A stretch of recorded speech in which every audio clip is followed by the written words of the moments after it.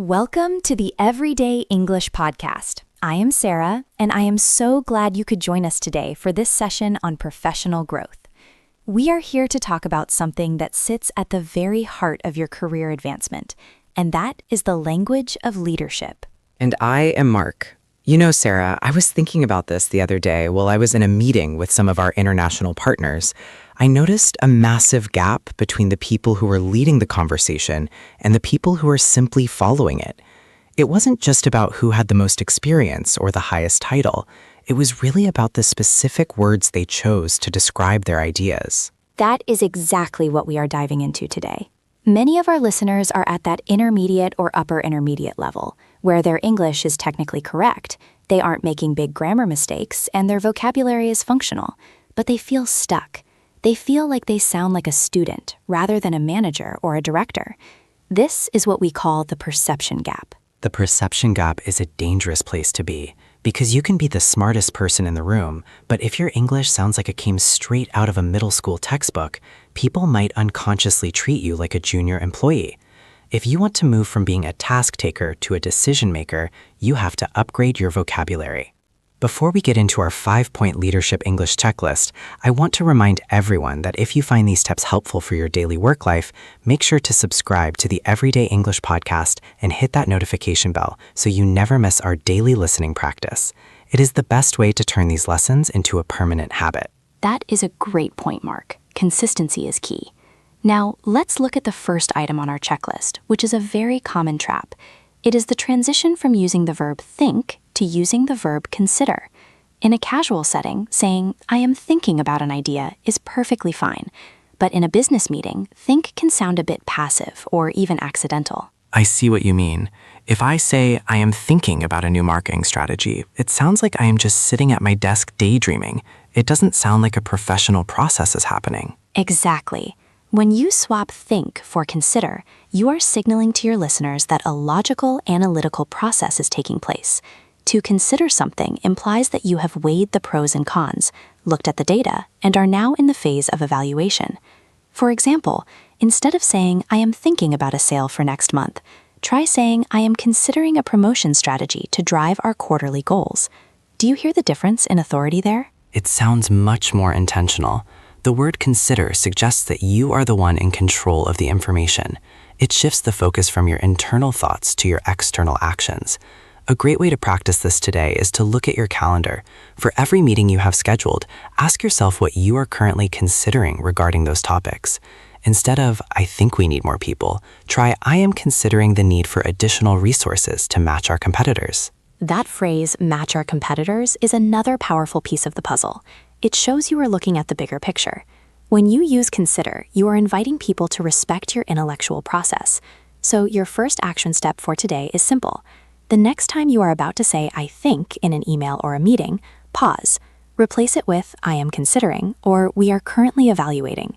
This small change builds an immediate sense of professional maturity. That leads us perfectly into the second item on our checklist, which is the move from try to verbs like execute or implement. This one is a major psychological shift. When we say we are going to try to do something, we are inadvertently giving ourselves an excuse to fail. We are telling our boss or our clients that we will put in some effort, but we aren't guaranteeing a result. You are so right, Mark. In English-speaking business culture, certainty is highly valued. If you tell a stakeholder, "I will try to finish the report by Friday," they hear that there is a chance it won't be finished.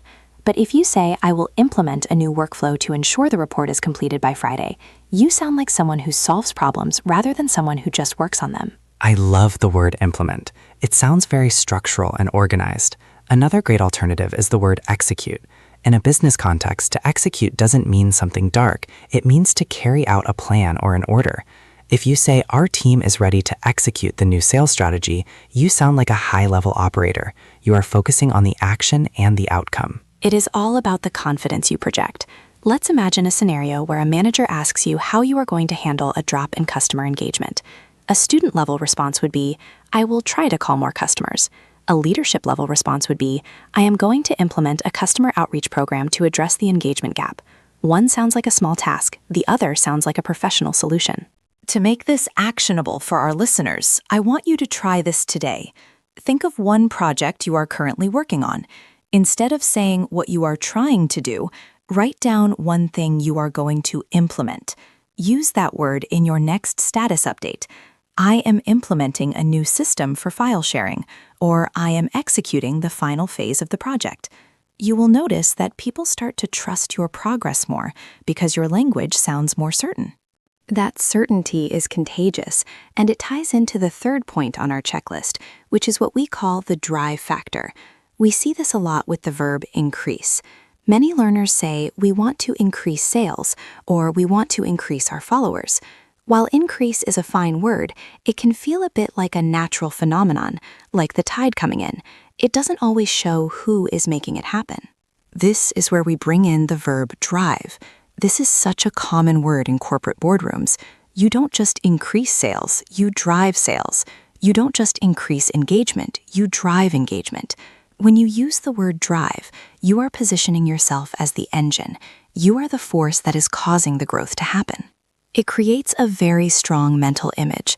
If you say, we are launching a promotion to drive sales, you are showing a clear cause and effect relationship between your work and the company's success. It sounds active, aggressive in a good way, and highly professional. You can drive results, drive growth, drive innovation, and even drive efficiency. It's a versatile word. I remember a colleague who always talked about driving efficiency in our meetings.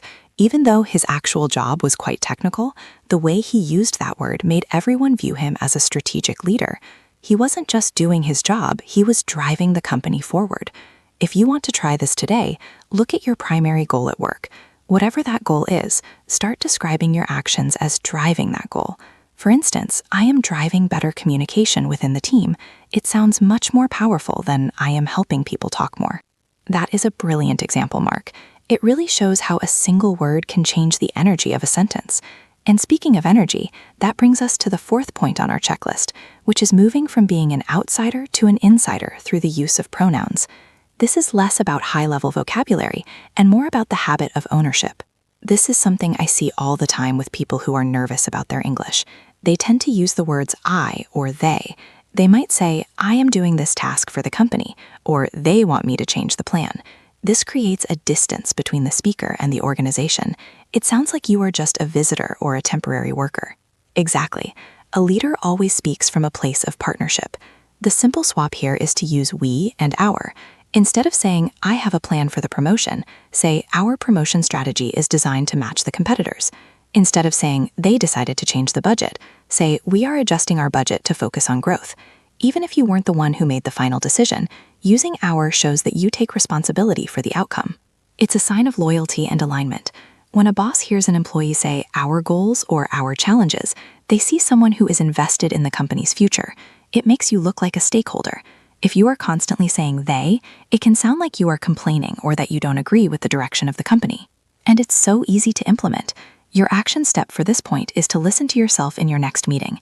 Every time you are about to say the company or my boss or they, try to replace it with we or our. Talk about our project, our vision, and our team. You will find that it not only changes how others see you, but also how you see yourself. You begin to feel more like a leader because you are speaking like one. It really is a shift in mindset. Now, Sarah, we have one more point on our checklist that I think is very important for the more advanced side of leadership, and that is using descriptive emphasis. This goes back to something we noticed in a lot of high-level business conversations. Leaders don't just use functional words, they use words that inspire and add color to the conversation. Yes, this is about moving beyond good or okay. If a leader says the results were good, it sounds a bit flat.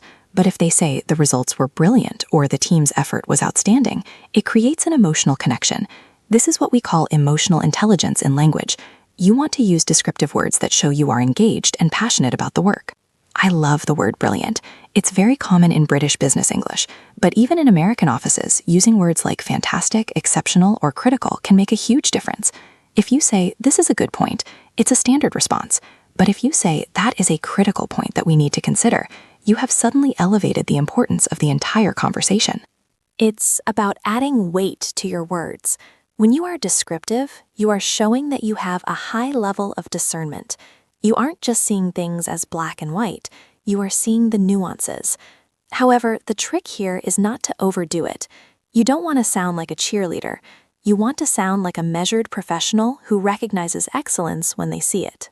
Right. Use it where it counts. If someone does a great job on a presentation, tell them it was a brilliant execution of the data. If a plan is risky, call it a significant challenge rather than just a big problem. This use of descriptive adjectives shows that you have a sophisticated command of the language. So your fifth action step is to find one opportunity today to give a high-level compliment or to describe a situation with a more sophisticated adjective. Instead of saying, "That was a good meeting," say, "That was a highly productive session." It sounds much more professional and observant. This checklist is such a powerful tool because it is so practical. Let's do a quick recap for everyone listening. First, we have the shift from think to consider, which shows your analytical process.